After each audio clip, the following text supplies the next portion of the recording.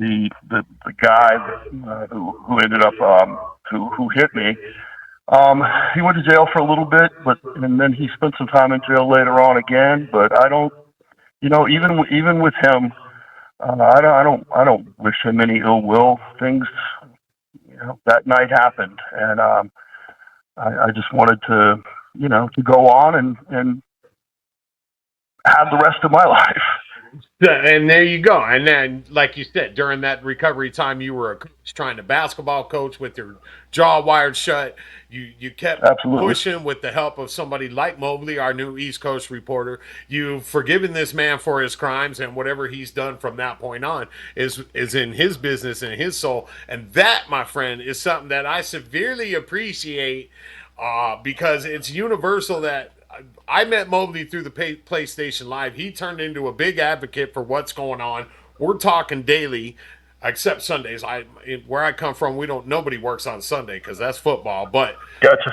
and then he leads me to you. You got a great inspirational story. It sounds like you have chosen, and I've been hearing this all weekend. So these are signs that I was doing the right episode. That I'm hearing it from the college kids. I'm hearing it from the MLB players. That coaches nowadays are taking lessons from losing. They are making lessons from losing. Oh, It sounds to me like you have taken what you went through, you learned from it, and you've bettered yourself and continued bettered yourself, which is something amazing because that's what I like to do. I like to learn from my mistakes, which is why we've bounced back 3 times. And I've learned so much from the bounce back and being that close to money and everything we've ever wanted out of this to change the world, that this opportunity right now I get it. Now I understand. It's like getting to go back and live your life knowing what you knew then. That's how I feel. well, I'm so happy about that piece of my life because what is the other alternative? It just seems so down and negative and sad. So there are things you go through, like when I actually broke my leg one time, and it was one of the best stories of my life. And I tell people, "What's one of the best things that happened to you?" Oh, back when I broke my leg. Well, what do you mean? How could that be a good thing? And then I tell them the story, which maybe I'll tell you one day. And You're but going to be welcome beyond back that, on a regular basis, my friend. well, I appreciate that. But beyond that, you also mentioned my mouth being wired shut. Well, I didn't want to take any time off from coaching. Coaching was my passion, so I just coached. And but together with the team, what a great response from them as well. Having to learn some things and putting in some hand signals, so I didn't have to yell things out, or having a guy sit beside me to kind of interpret for me. And one of the players would yell things out, the assistant coaches, whatever.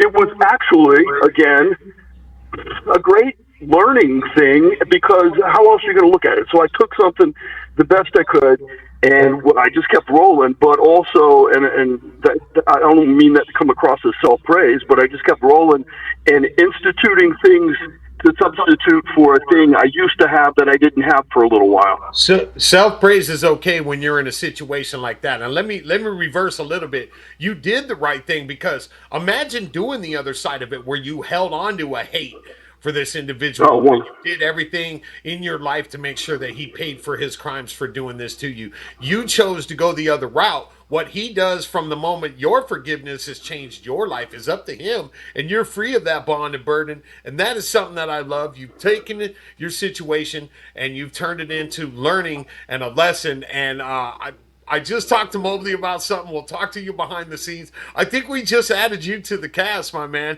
And when you go back and watch this on YouTube, you're going to see that some of the parts of your story make me grin from ear to ear because you're fitting exactly what we want to do. We are just here to make people laugh. Hollywood is for entertaining, man. We don't care who you vote for. We don't care what you think about this. Make me laugh. Make me cry with your music. Make me want to sit down and watch your television show. We don't care. And that's the platform we stand on. We will continue to bring positive stories, positive moments, goofy laughs. We might pick on some people here and there, but we're going to pick on ourselves. We've learned to laugh at ourselves here at Crush Hour at What's Up, Our Neighbors. And it sounds like you've learned to do the best thing, too, is to learn to laugh at yourself and to learn a lesson from bad things that do happen to you. I love it. Bo, perfect, man. You're a magic man, dude. I appreciate all that, man. And I tell you, when he mentioned and was in touch with me and told me what you guys were doing, I'm 100%. I'm 100% behind it. I absolutely love it. And you know what? Was a little side note here. It actually was the first time I'd heard from him in a while. So it brought us back for another life visit. You know what I mean? So that's the best positive out of this I can imagine right now.